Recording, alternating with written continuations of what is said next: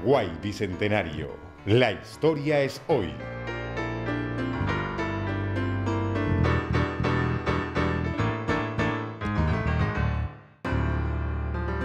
Hace 170 años, yo hubiera estado parada adentro de la antigua iglesia de la Encarnación. En este lugar reposaron los restos de uno de los hombres más enigmáticos de la historia del Paraguay, José Gaspar Rodríguez de Francia.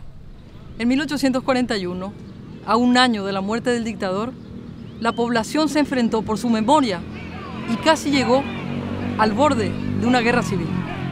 Los panfletos ofensivos a Francia eran respondidos por sus partidarios con duras críticas al nuevo gobierno consular.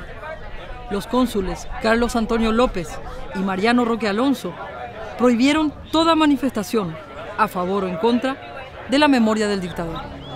Por esos días, una secreta mano destruyó el mausoleo donde reposaba el dictador y mudó de lugar sus restos. El hecho se atribuyó a los propios cónsules, quienes estaban temerosos de la gran afluencia de seguidores que venían a depositar flores. Por otro lado, corría el rumor de que los enemigos de Francia querían profanar su tumba.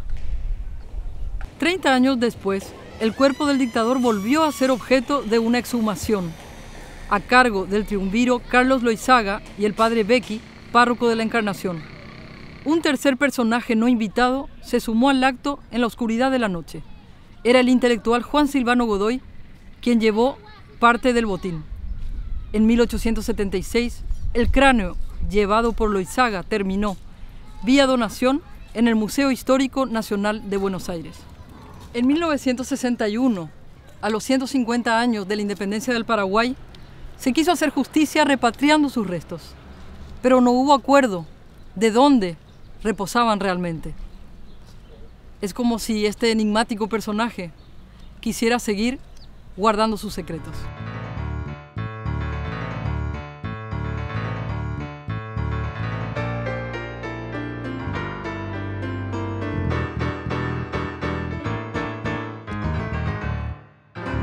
Paraguay Bicentenario. La historia es hoy.